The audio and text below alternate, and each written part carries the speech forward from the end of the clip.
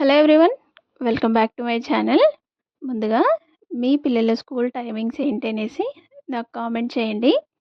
అంటే half day school start అయ్యాయి కదా, మార్నింగ్ స్కూల్స్ ఉన్నాయా, ఆఫ్టర్నూన్ నుండి స్కూల్ ఉందా అనేసి కామెంట్ చేయండి. మా పిల్లలకి మధ్యాహ్నం నుండి ఉన్నాయండి. 12:50 నుండి 4:45 వరకు స్కూల్ టైమింగ్స్. ఇవాళ నాకు వచ్చిన ప్రాబ్లం ఏంటి అంటే, మా వారు ఊరు వెళ్ళారు. ఇంకా నేనే ఇవాళ స్కూల్కి తీసుకెళ్ళాలి.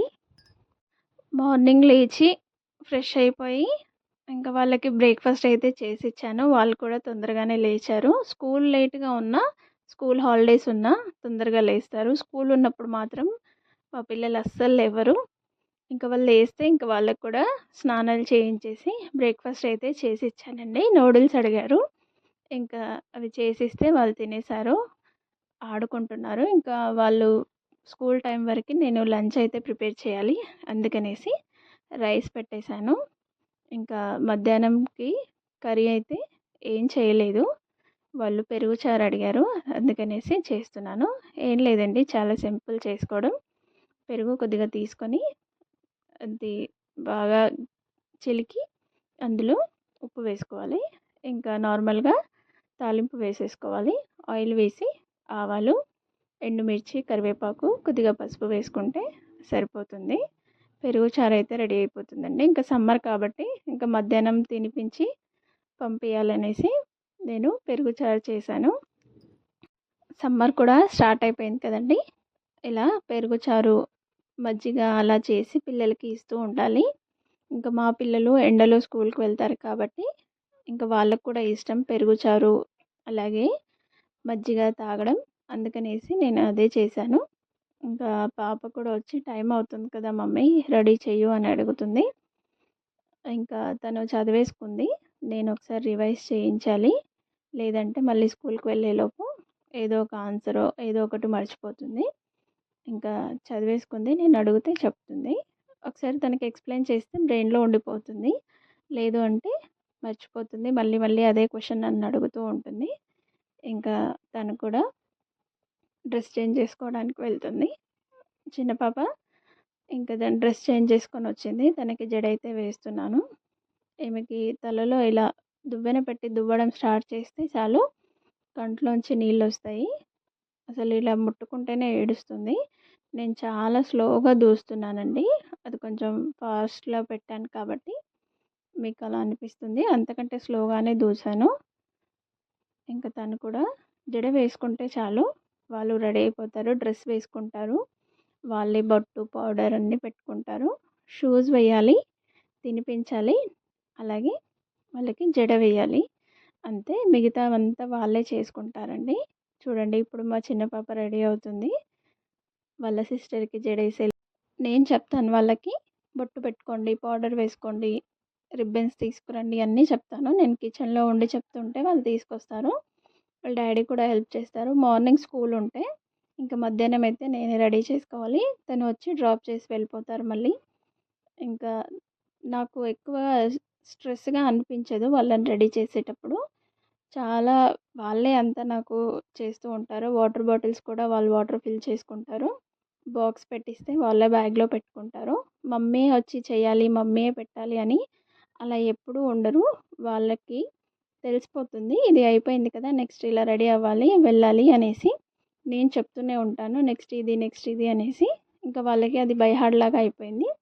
ఇలా నేర్పిస్తే పిల్లలు, మనకి ఎక్కువ స్ట్రెస్ ఉండదు, వాళ్ళు కూడా నేర్చుకుంటారు, వాళ్ళకు కూడా ఏంటి అనేసి తెలుస్తుంది. అందుకనేసి స్నానం చేసి రాగానే బట్టలు వేసుకోండి అంటాను, వేసుకుంటారు. ఇంకా నేను వచ్చేలోపు బొట్టు పౌడర్ అన్నీ పెట్టుకుంటారు రెగ్యులర్గా. ఇంకా వాళ్ళు రెడీ అయిన తర్వాత నేను వచ్చి తినిపించేసి జడ వేసేస్తాను. షూస్ మాత్రం నేను వేయనండి, వాళ్ళ డాడీయే వేస్తారు. నేను వేస్తే అస్సలు నచ్చరు వాళ్ళు. వాళ్ళు సాక్స్ అలా ఉంది, ఇలా ఉంది, వేసావు అంటారు. వాళ్ళ డాడీ కూడా నేను వేస్తానులే, నువ్వు వెయ్యకు అంటారు. టైం వేస్ట్ అవుతుంది, నేను వేసిన తర్వాత మళ్ళీ తీసేసి మళ్ళీ. చిన్న పాప రెడీ అయిపోయిందండి. ఇంకా నేను పెద్ద పాపని రెడీ చేస్తున్నాను కదా, తను వచ్చి నేను రెడీ అయ్యాను కదా, నువ్వు కూడా రెడీ అవ్వచ్చు కదా, మమ్మీ వేరే వర్క్ చేసుకుంటుంది అని అంటుంది. లేదు, నాకు మమ్మీ రెడీ చేస్తుంది, నీకెందుకు అని అంటుంది. ఇంకేదో స్టోరీ చెప్తూ ఉంటారు. 24 అవర్స్ నాకు వీళ్ళతో ఇలాగే ఉంటుందండి. బట్ వాళ్ళు మాట్లాడే మాటలు చాలా ముద్దు ముద్దుగా అనిపిస్తాయి. మా చిన్న పాప మరీ క్యూట్‌గా మాట్లాడుతుంది. ఇంట్లో పిల్లల్ని చూసుకోవడానికే నాకు టైం అంతా సరిపోతుందండి. వాళ్ళు ఈవినింగ్ వచ్చిన తర్వాత స్నాక్స్ అని, వాళ్ళకి చదివించడం అని అది. బట్ నేను ఇంకా జాబ్‌కి వెళ్తే ఇంక వాళ్ళు ఎలా ఉంటారు ఏంటి అనేసి నాకు ఒక థాట్. బట్ నేను ఇయర్ అనుకున్నది ఏంటి అంటే మా వారితో కూడా డిస్కస్ చేశాను. నేను జాబ్ చేస్తాను ఇయర్ నుంచి అంటే, సరే నీ ఇష్టం అని అన్నారు. బట్ ఇదంతా ఎలా మేనేజ్ చేస్తావు? పిల్లలు స్కూలు, నువ్వు వెళ్ళడము, మళ్ళీ ఈవినింగ్ నువ్వు అలసిపోతావు వద్దులే అని కూడా అన్నారు.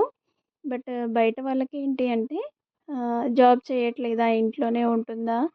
పిల్లలు స్కూల్‌కి వెళ్ళిపోతున్నారు కదా! ఏదైనా జాబ్ చూసుకోవచ్చు కదా! అని అంటున్నారు. అన్నారు కూడా. ఇప్పటికి స్టిల్ అంటూనే ఉంటారు. మ్యారేజ్ అయిన తర్వాత 2 ఇయర్స్ జాబ్ చేశానండి. బట్ ఇప్పుడు పిల్లలున్నారు కాబట్టి నేను చేయట్లేదు. కోవిడ్ టైంలో మానేశాను. ఇద్దరు పిల్లల్ని ఇంట్లో చూసుకుంటూ జాబ్ చేసేవాళ్ళు చేస్తారు. బట్ ఇంట్లో ఎవరైనా పిల్లల్ని చూసుకునే వాళ్ళు ఉంటే చేయొచ్చు.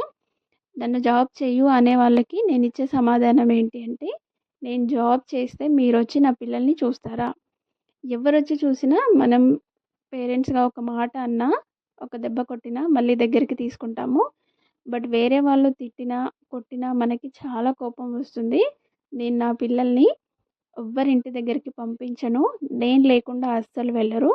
మన ముందు బానే ఉంటారు. మన ఎనకాల ఏమంటారో, ఏం చేస్తారో అనేసి మనకు తెలీదు. నా పిల్లలు నాకు చెప్తూ ఉంటారు. వీళ్ళు ఇలా అన్నారు, వీళ్ళు అలా అన్నారు అనేసి. అందుకనేసి నేను పంపించను. మా వారు అస్సలే పంపించరు. నేను వెళ్తేనే వాళ్ళొస్తారు.